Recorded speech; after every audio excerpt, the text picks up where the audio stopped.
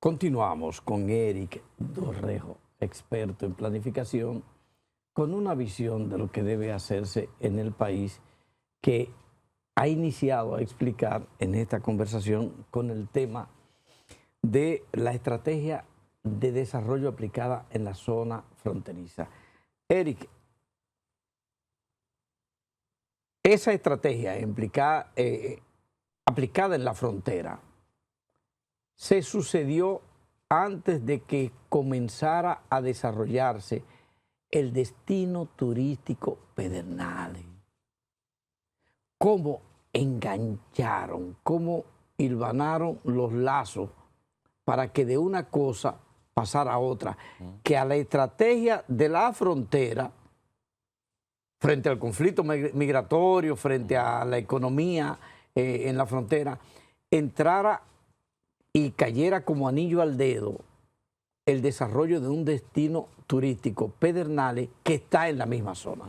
Ahí es donde está la capacidad de resiliencia del planificador y de los planificadores. Porque evidentemente había una decisión del más alto nivel de impulsar un destino, Pedernales. Y esto en función de elementos que nosotros habíamos advertido que eran importantes, es decir, la vocación de ese territorio, las características del mismo, un destino completamente diferente a lo que teníamos alrededor del país. Ahora, la planificación estratégica lo que busca es dos elementos que son claves a partir de la decisión de impulsar el destino. En primer lugar, es cómo ese desarrollo, cómo ese proyecto impacta todo el entorno regional. Cómo no es simplemente un proyecto que beneficia un grupo, un sector, un municipio o una ciudad, sino cómo de ello puedo derivar hacia un territorio mayor. Y en segundo lugar, cómo ese proyecto contribuye entonces en colocarse como una frontera económica y de desarrollo en una zona que es empobrecida, en una zona deprimida completamente. Estamos hablando de que Pedernales apenas llegaba, ya estaba casi reduciéndose a menos de 3.000 habitantes en la provincia. O sea, ya estaba reduciéndose de una manera terrible. Ahora se ha incrementado, se ha acrecentado. Es correcto, es una zona donde incluso para las elecciones hay que trasladarlos desde otros puntos de la geografía nacional. Para que puedan completar. Para que puedan ir a votar. ¿Por qué? Porque lamentablemente la ausencia de oportunidades, la carencia de servicios públicos básicos expulsa a la población. Y la población va donde hay trabajos y donde hay servicios. Eric, estamos hablando del desarrollo de la frontera, estrategia de desarrollo para la zona fronteriza.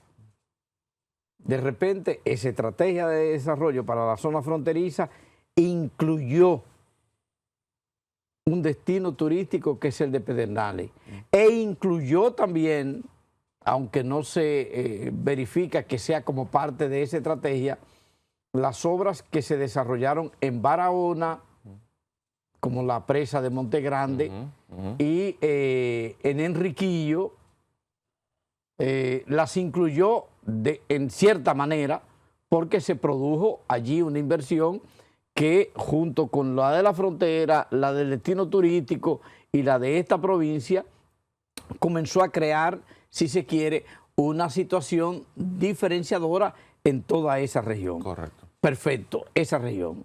Ahora, esa visión, ¿cómo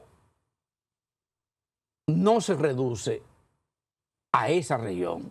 Porque, por ejemplo, tenemos la misma situación, pero distinta, en cuanto a actores, tal vez en parte, en cuanto a geografía, quizás en cuanto a territorialidad, pero tenemos la misma situación de desigualdad, de pobreza, de miseria, de crecimiento poblacional sin distinción en el este del país. Porque, por ejemplo, hablamos de la frontera y hablamos de la frontera con el elemento de la crisis haitiana y de Haití integrado y de los migrantes. Pero hablamos del este también con la mano de obra haitiana integrada, con el boom del turismo en la zona, con el desarrollo sin planificación de la territorialidad y de la municipalidad. Entonces, esa visión, ¿hasta dónde es una visión que pudiera decirse que igualmente puede desarrollarse, planificarse e impactar en el este del país? En el este y en todo el país. En el este y en todo el país. Sí, porque esta experiencia lo que nos ha permitido es poner a prueba un concepto que se ha estado trabajando durante las últimas décadas en términos de investigación, y es un nuevo aporte al modelo de planificación de desarrollo que se debe dar en un país. Y esto es algo que no es evidentemente único de la República Dominicana. Cuando nosotros vemos la historia de la planificación del desarrollo, hemos visto que hemos pasado de una planificación eminentemente económica a una planificación ambiental, a una planificación sectorial, a una planificación urbana. Y si analizamos cada uno de esos momentos que van en el último siglo y todo lo que se ha desarrollado, eran enfoques muy particulares que nos han llevado hacia lo que es un enfoque de planificación entonces territorial. El territorio nacional. Que se diferencia del urbano, en que ese último tramo de la planificación urbana se circunscribía en las ciudades y se tenía entonces el falso concepto de que en la medida de que yo tengo una ciudad con todas las características, yo me puedo olvidar del resto del territorio. Nada más falso que eso. Por eso se generan entonces los bolsones de miseria en las grandes urbes. Porque yo entonces sitúo en las grandes urbes los servicios públicos. Capital Dominicana, Gran Santo Domingo, incluyendo Capital Dominicana, Santiago de los Caballeros. Y un poquito ahora Punta Cana por el desarrollo turístico que se ha dado. Un poquito allá. ¿Y qué es lo que se ha dado? Es que ahí yo coloco los servicios, ahí me invierto en el transporte, ahí me invierto en educación, y me invierto en salud. ¿Y qué va a hacer el resto del territorio? El resto del territorio va a salir expulsado para ir a esas grandes zonas metropolitanas. ¿Pero con qué van? Con una maleta llena de miseria. Sí, sí. A replicar la miseria que tuvieron en sus lugares de orígenes. Sin posibilidad de desarrollo. Sin posibilidad. Digo, individual, particular. Exactamente. Y evidentemente una afectación a lo colectivo. ¿Por qué? Porque el gobierno no puede suplir las necesidades y demandas de una aglomeración que no está produciendo. Y por eso tenemos un 56% de informalidad. Y ese 56% de informalidad no puede entrar en esos aportes a poder tener una economía robusta en términos fiscales que pueda entonces enfrentar los reclamos en las ciudades. Entonces, el pasar a la planificación territorial del desarrollo, lo que nos dice es, toma en cuenta los elementos económicos, toma en cuenta los elementos ambientales, toma en cuenta los distintos sectores y lo urbano, pero todo eso trabájalo en una articulación de lo urbano y lo rural, que te permita entonces tú, en función de la vocación del suelo, las infraestructuras existentes y la capacidad de su población, tú puedas entonces establecer políticas específicas. No son políticas de país, son políticas acotadas al territorio. Por ejemplo, Eric, estamos hablando de que se establecieron políticas dirigidas a la frontera. En la frontera hay una población, hay modalidades de desarrollo económico, de productividad, hay una particularidad que empuja la crisis de Haití, eso es particular. Ahora se le incorporó un destino turístico. que es otro elemento incorporado localizado en el sur, en esa misma región. Y en el norte, por ejemplo, un destino portuario. Un destino portuario en el norte, un destino turístico en el sur, combinado con la frontera. Con todo el tema agroindustrial, agrícola. Entonces, de ahí, si nosotros nos vamos a otros destinos... No, por eso quería saltar con esos elementos al este. En el este tenemos una población, tenemos una modalidad, el destino turístico ya desarrollado, o sea, como motor del desarrollo del este. En el sur y la frontera desarrollándose en Pedernales, pero en el este ya está desarrollado, correcto. Ya está desarrollado el destino turístico. Pero además hay un problema de bolsones de miseria que tienen también la migración como un elemento constitutivo. Y cualquiera me dice, ¿cómo así? Digo, hoyo de Friusa y demás. Son elementos de miseria en función también del tema migratorio. Y están el desarrollo agroempresarial, agropecuario, agrícola y pecuario e industrial, por eso digo agroempresarial.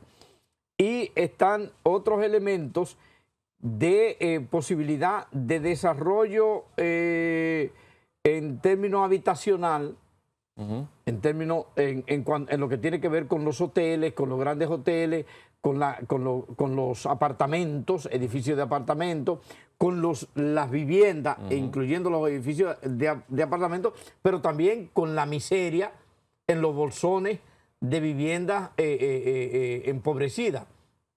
Entonces, ¿cómo trabajar una visión ya de desarrollo, pero en este caso ya no fronterizo, sino en el este, con estos elementos donde sobresale lo turístico? Mira, si nos vamos al este, lo primero es poder hacer una caracterización de ese territorio en términos de, vuelvo y te repito los elementos, vocación del uso de suelo, infraestructura y capacidad de la población. Cuando tú ves la vocación del suelo, una llanura, que es lo que tiene todo el este, una costa muy importante de manera y con una longitud importante, lo que ha generado un turismo de mucho de sol y playa, en su mayoría. Por el territorio. Por el tipo de territorio, al ver las características de ese territorio. Pero sin embargo, ese desarrollo hotelero ha sido desordenado. Entonces, hoy en día, tú te encuentras destinos, no quiero mencionar ninguno en específico porque todos tienen las mismas características, pero destinos que tienen enclaves turísticos cerrados, todo incluido, con un entorno arrabalizado. Sí. Con unas incapacidades de tener agua y saneamiento. Entonces tú tienes gente que trabaja en seguridad, en conserjería, en esos enclaves cerrados, con niveles de riqueza, que duerme en un desorden. Pero no solo eso, es que el turista que viene aquí, entonces no puede generar y desparramar su economía a nivel local, porque no puede salir por unas restricciones en cuanto a dónde voy y cómo se forma el destino. Porque la desigualdad es demasiado. Porque ya el destino... Tú sales del destino y lo que va a encontrar es un sector marginado, correcto, de pobreza. Correcto. Con todo lo que implica eso en términos de seguridad. Pero ese destino tiene que trascender al edificio o al hotel cerrado por una verja. El destino que debe ser, el destino es todo el territorio. Y en función del trabajo... Desarrollo del territorio. Claro, en función del trabajo y el desarrollo del territorio, yo sí puedo entonces generar de que el turista que va a un hotel X sí pueda salir a la ciudad y sí pueda existir entonces un desarrollo local para quienes residen ahí. O sea, aporte a la riqueza del territorio completo, no solo del destino turístico al que llegó a vacacionar. Y ahí te doy otro ejemplo del desorden. En numerosas ocasiones, cuando vienen fenómenos atmosféricos a esa zona del este, siempre vemos que los hoteles se convierten en lagunas, en ríos, que no puede no se puede desarrollar ninguna actividad porque están inundados todos. Hay grandes inundaciones y todo eso es falta de una organización y un ordenamiento de ese territorio. Entonces, ese destino, en términos de las ciudades, hace falta impulsar lo que es el ordenamiento del territorio, el ordenamiento territorial. Pero en función de la producción, a pesar de que hay grandes extensiones territoriales, hay producciones donde no es del este que se apropian. Las carnes, por ejemplo. Todo lo que es la ganadería. La ganadería sale del este, viene a la capital, aquí se transforma en carne y luego vuelve de nuevo al este. ¿Cómo? Entonces, ¿por qué? Cuando vemos eso, ¿qué decimos? Entonces, yo lo que debo de impulsar es cómo yo voy a alimentar a la población y a los visitantes en términos de la ganadería, en términos de lo que se produzca en el mismo territorio. En el mismo territorio. En la medida que yo puedo hacer eficiente un territorio, yo voy a reducir costos, yo voy a impulsar nuevas economías, yo voy a permitir que se puedan generar nuevos nichos de negocio alrededor de eso. Entonces, el este, con todo y que es una zona de alta producción en términos hoteleros, el tener una visión regional, ¿a qué te permite? Y es que tú puedas complementar actividades entre unas provincias y otras. No solo que se quede todo en el destino sol y playa, es que yo pueda tener también la complementariedad con lo rural, con la ganadería, con el ecoturismo, con el senderismo, con los elementos naturales que se dan ahí. Y todo eso va a implicar entonces elementos de desarrollo que hay que trabajar de manera particular en ese específico territorio. Eric, si vimos la frontera y vimos el este, tiene diferencia con el principal y más densamente poblado territorio del país, la capital dominicana, el Gran Santo Domingo. Entonces aquí todo está bien. No. Recuerda cómo hablábamos que este es el receptor de las desigualdades. Y hoy tenemos un Gran Santo Domingo que tiene un conglomerado de municipios donde se da una particularidad y es de que el distrito todavía tiene una alta incidencia en la generación de empleos y actividades. ¿Y qué te genera eso? Que todos los municipios que circundan el Gran Santo Domingo, de una manera u otra, tienen que venir acá a suplir ciertas necesidades, pero en algunos momentos también tienen que venir acá a buscar empleos y trabajo. A mí me parece que esta, que es la principal capital, tiene que trabajar de manera intencional en poder generar una desconcentración de sus actividades y una desconcentración de lo que son sus principales empresas gubernamentales y privadas a que estén diseminadas por todo el territorio. Porque lamentablemente la situación caótica que tiene en términos de tránsito y movilidad el Distrito Nacional, lo que está haciendo es que está reduciendo su competitividad. Entonces, Eric, tú lo que estás diciendo es que aquí, indiscutiblemente, no hubo una estrategia de desarrollo planificada. Todo fue lamentablemente avanzando en función de la demanda y de los tiempos, y hoy está pasándonos factura el no haber planificado estratégicamente un territorio, que ahí, al final de la década de los 50, cuando termina la dictadura, ya a partir de los 60, era una ciudad que apenas tenía 500,000 habitantes. Eric, entonces, ¿y qué hacer para enderezar esto? Porque estamos hablando de que una planificación pudo haber dado lugar, según lo que tú estés explicando, a mejores servicios, a que no existiese este caos vehicular y de tránsito que hay, pero además a disminuir el nivel de desigualdad social y el nivel de bolsones de miseria alrededor de la ciudad. ¿Qué hacer? Mira, mi recomendación es que cada territorio, cada región sea mirada de manera particular y que podamos hacer un proceso dividido en dos fases. uno poder extraer, y es lo que se ha hecho en la planificación estratégica territorializada, extraer cuáles son las brechas estructurales que inciden en que ese territorio hoy no sea mejor.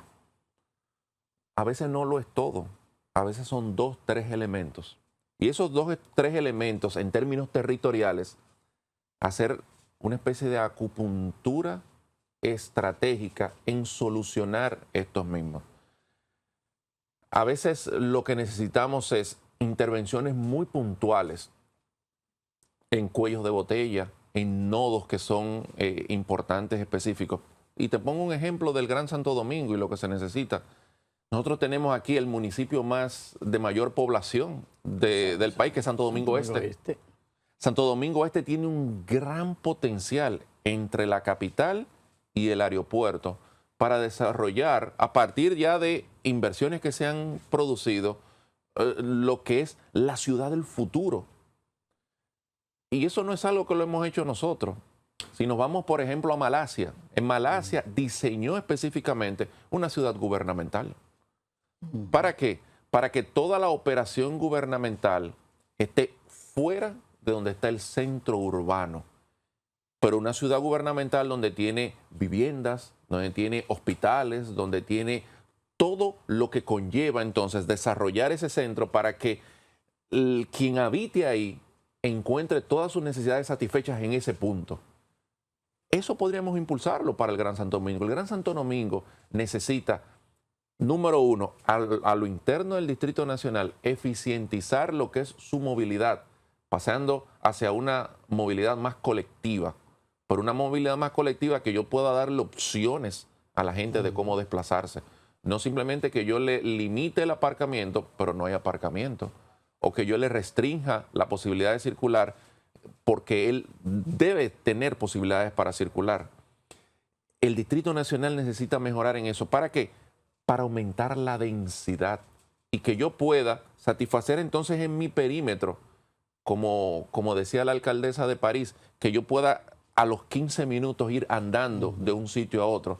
Y las ciudades que están alrededor del Distrito Nacional deben entonces generar estas ciudades satélites que puedan satisfacer internamente cuáles son los servicios que allí necesitan y desconcentrar la salud, desconcentrar la educación. Y una vez tú tienes salud y educación y tienes una política estratégica planificada de vivienda, evidentemente eso va a acompañar lo que es toda la política de empleo que va a ir alrededor de ella. Eric, no queremos cerrar. Entonces, ¿y el Cibao?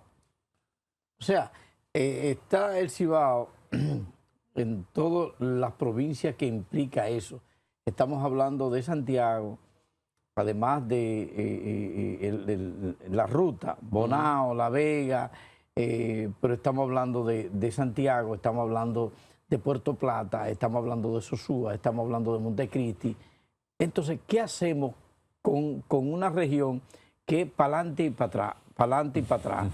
Desarrollamos Puerto Plata, entró en crisis Puerto Plata. Está retomando su desarrollo. Su esplendor, sí. Su esplendor. Desarrollamos Sosúa y la trata de blanco y la prostitución lo retrocedió. Desarrollamos Montecristi y de buenas a primeras se cae Montecristi. Santiago ha logrado mantenerse a flote y en desarrollo. Pero ¿qué hacemos con esto? Sí, mira, qué bueno este recuento que hemos hecho porque hemos tocado, yo creo que los 4 puntos estratégicos de nuestro país. La zona fronteriza, que involucra 3 regiones, el este, que es un potencial turístico importante y que ya vimos los elementos que deben de apropiarse, el Gran Santo Domingo como capital de la nación y el Cibao. El Cibao que tiene todo lo que es el tema agro y ganadero en términos generales más importante de todo el territorio. Vemos todo ese tema de la ganadería, de los lácteos, la leche hacia la línea noroeste, pero vemos cómo hay una manufactura importante en Santiago, cómo hay toda una producción importante agrícola que se deriva de ahí. Y aquí volvemos al concepto de la vocación del territorio y de que los municipios y las provincias tienen que trabajar de manera sincronizada en complementar su potencial con otro. ¿Cómo yo lo complemento? Es que si Puerto Plata tiene una ruta de cruceros y turística, entonces yo lo que tengo es que fortalecer esto y conectar a Puerto Plata entonces con donde está la producción agrícola, donde está la producción que va a llevarle alimentos a eso. Entonces destinar otras regiones a la producción agroindustrial, a sacar el valor agregado. No solamente producir el rubro, y conversaba en estos días en un foro que estábamos en Hermanas Mirabal, no es solamente producir el plátano, es como del plátano yo puedo generar el valor agregado, yo puedo empaquetarlo, yo puedo limpiarlo, puedo generar un nuevo producto, de manera que nuevos nichos surjan de ahí. Y entonces, en lugar de yo estar compitiendo con otra provincia, en un rubro que quizás no es mi fuerte, yo concentro esfuerzos, concentro inversión pública y concentro capital privado en los grandes elementos de sectores productivos, y eso me va a generar que yo sea un destino en ese sector productivo diferenciador al resto de la economía nacional. Y yo estoy seguro que el Cibao, en la medida que pueda complementar su oferta entre provincias, va a ser más fuerte todavía. Gracias a Eric Dorrejo, experto en planificación, pero además un urbanista de profesión, por ayudarnos a entender una visión de desarrollo que no sea solo de la frontera, del este, de la capital, sino también del Cibao. Y para que se tenga una idea, empezando por donde iniciamos, República Dominicana y Haití, la frontera, lo que significa la diferencia entre dos naciones en términos de historia.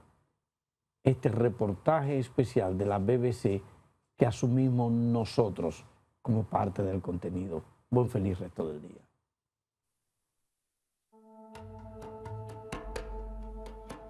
Amanece en la frontera entre República Dominicana y Haití. Cientos de haitianos se agolpan para cruzar a su país vecino. Cuando se abren las puertas se suceden las carreras y los empujones para llegar a comprar y vender productos durante el día en el lado dominicano, aunque algunos tratan de quedarse para buscarse la vida. Hoy que vine aquí para negocio, para trabajar, con marido mío, con muchachos míos. Se estima que más de 500.000 de haitianos vive en República Dominicana, muchos de ellos de forma ilegal. La vida de ellos de allá es muy diferente a nosotros, o sea, ya no podemos aceptarlo aquí, es demasiado. Y aquí entra en juego un nuevo y polémico plan. El gobierno dominicano ha comenzado a construir un muro en 164 de los casi 400 kilómetros de frontera que separan los dos países caribeños. Comenzamos a construir la verja fronteriza para tener un mayor control de los flujos migratorios. Todo discurso político antihaitiano de la clase dirigente divide a los de allá y los de aquí, para que los de aquí se sientan supuestamente protegidos ante los de allá.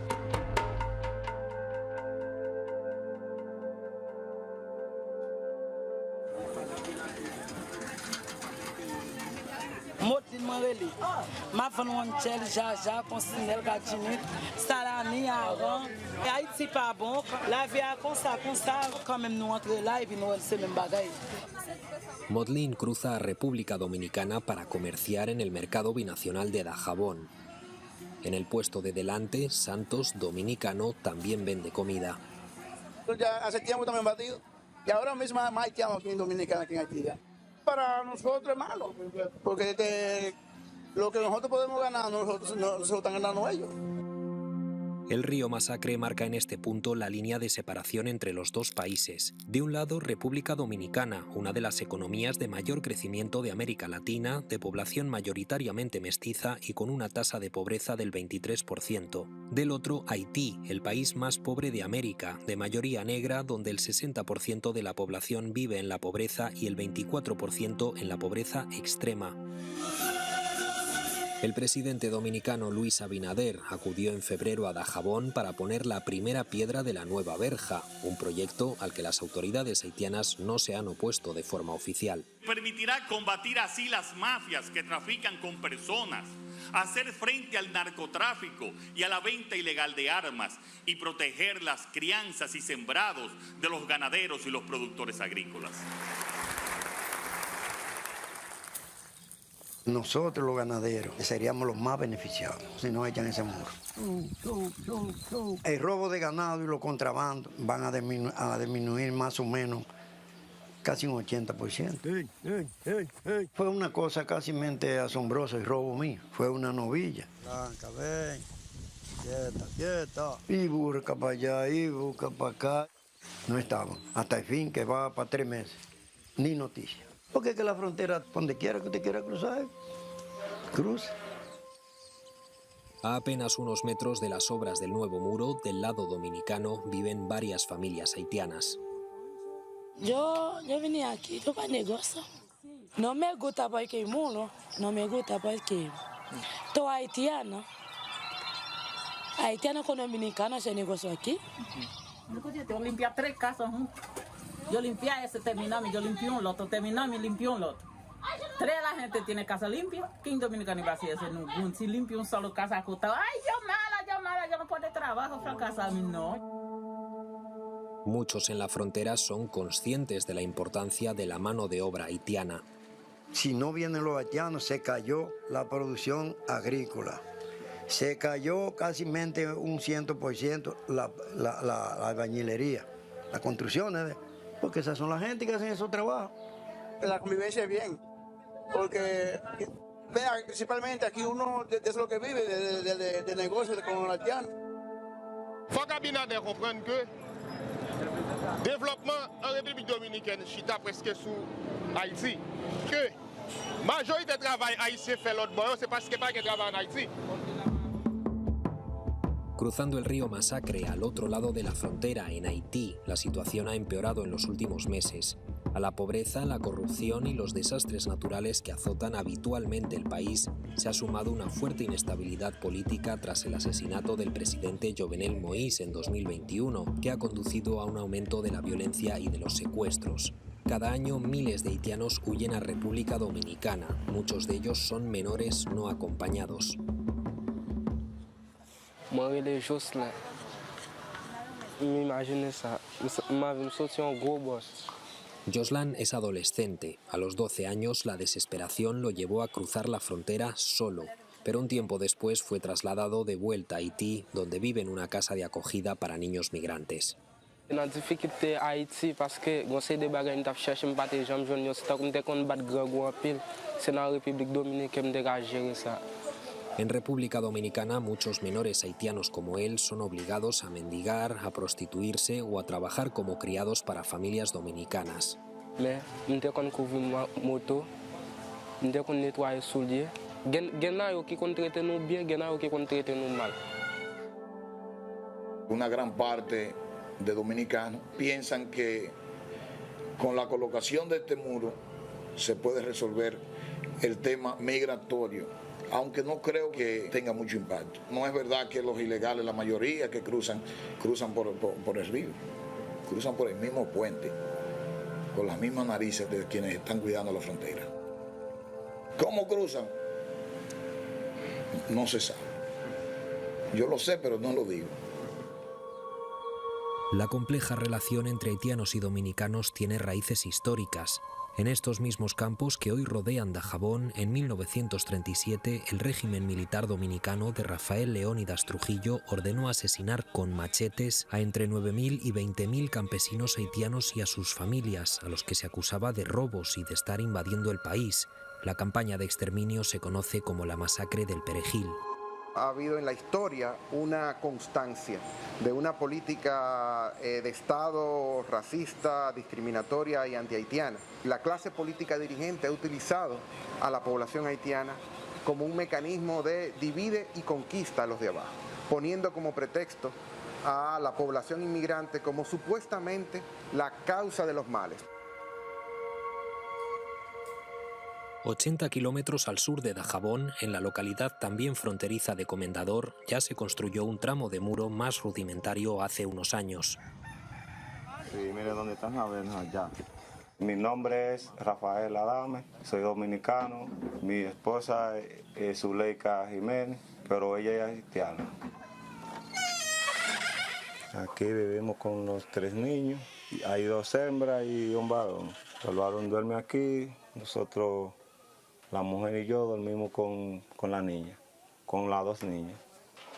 La familia de Zuleika llegó desde Haití, pero ella nació en el lado dominicano. A pesar de ello, a sus 34 años, las trabas burocráticas le siguen impidiendo regularizar su situación. Pero no tengo documento, me siento muy mal porque tengo mis hijos sin declarar. Y todavía en un proceso y después me dijeron que ya es muy tarde la declaración. Y el muro es importante también, pero a mí me interesa más que lo gasten en el proceso. Nosotros aquí, como te digo, no miramos eso que usted es de otro país, que nosotros somos de unos, cortamos una vena de un paisano y tenemos la misma sangre y todos somos negros.